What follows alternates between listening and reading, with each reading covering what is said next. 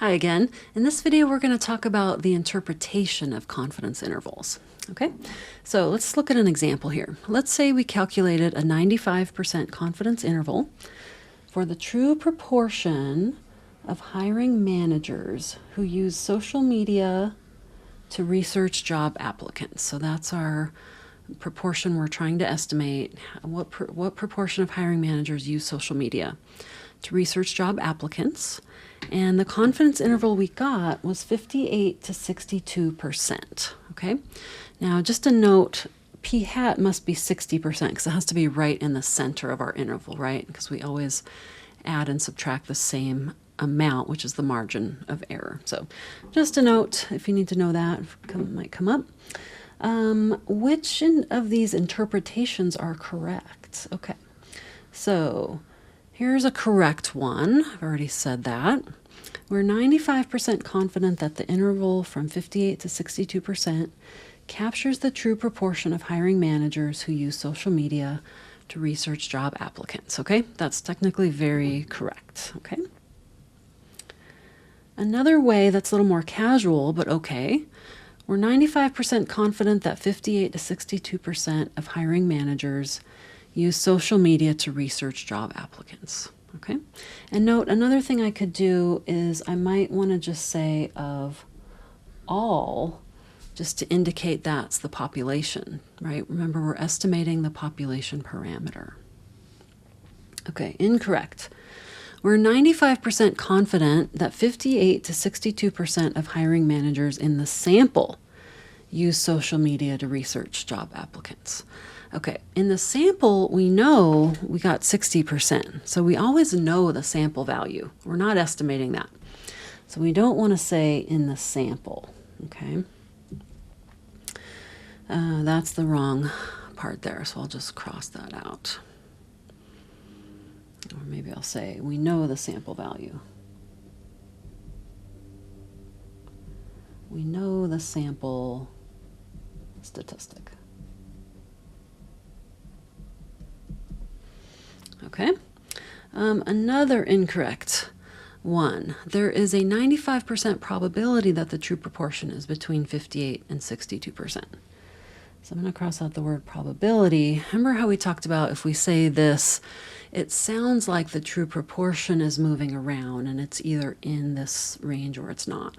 But it's the intervals we saw from those simulations. It's the intervals that are moving around and the true proportion stays exactly where it is. We just don't know where it is. Okay, so we want to use confidence,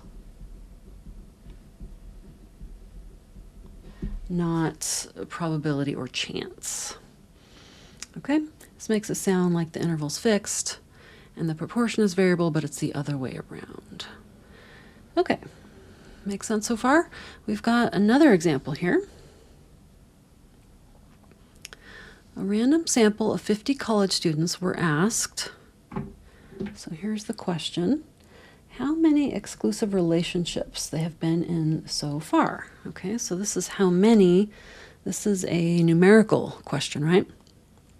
The approximate 95% confidence interval is given by 2.7 to 3.7. Now notice there's no units on this. You see this a lot in examples, so I'm going to add, what would the units be? Do you know? If you said relationships, you're right.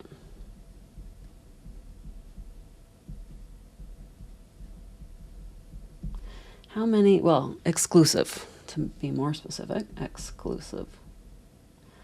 Exclusive. Okay, how many exclusive relationships have they been in so far? 2.7 to 3.7 exclusive relationships. Which of the following is the correct interpretation of this confidence interval? Okay, so they're all going to have 95% confidence. We're 95% confident that the average number of exclusive relationships college students in the sample have been in is between 2.7 and 3.7. Okay, what do you think about that? Or feel free to pause it and try this one. Okay, so as we saw before, it's not in the sample. We know exactly how many are in the sample, and if we wanted to find that out, we could find the midpoint. Oops. if we average those two, 2.7 plus 3.7, add that up, divide by 2, 3.2 is right in the middle, right? So we can find out that x bar is 3.2 relationships. Okay, and remember, a statistic can have a decimal. That might sound funny to you, 3.2 relationships. Even though it's a discrete quantity, we can have a decimal in a statistic because that tells us it's a little more than 3 on average, right? And this 2.7 to 3.7 tells us it's a little less than 3 on average to a little less than 4 on average. So that we wouldn't want to round that off to a whole number because we would lose information by doing that. We wouldn't know, well, is it closer to 2, closer to 3 or closer to 1? So in case that was looking funny to you. Okay, so this one is no. Not correct because of the sample. Let's try this one. We're 95% confident that college students on average have been in between 2.7 and 3.7 exclusive relationships. Okay, that doesn't seem too bad to me. So let's go on and see. Maybe that's the right one.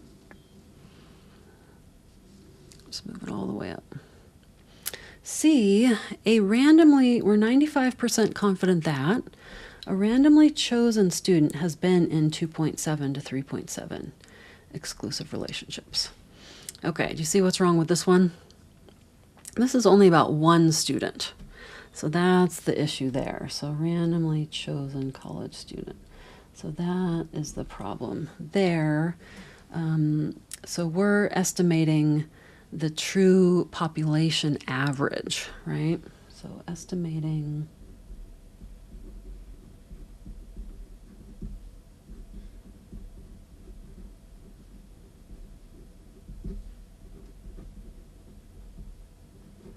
population average, not for an individual.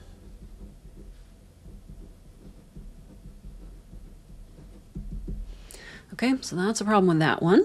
There's one more. We are 95% confident that 95% of college students have been in 2.7 to 3.7 exclusive relationships. Okay, we're kind of using that 95% twice, right? But this is not what it's not 95% of the college students, right? It's 95% of the confidence intervals would capture the true proportion. So this again is not right, and the problem is 95% of college students. Okay, so let's put 95%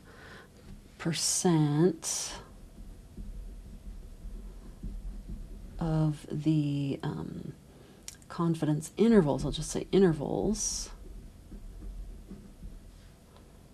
should capture the true proportion, or true, in this case it's a mean. I'll say mean, or I could say parameter to be more general. Okay, so B looked pretty good to me, but I wanted to make sure by reading all the rest. That one is good. We're 95% confident that college students on average, so another way to say that is the true proportion mean, right? College students on average, the true proportion mean, the true population mean. So many P words. True population mean is what we're talking about when we say college students on average. True population mean is between 2.7 and 3.7 exclusive relationships. Okay, great. I've got some examples coming up, so I'll put that in the next video. I'll see you there.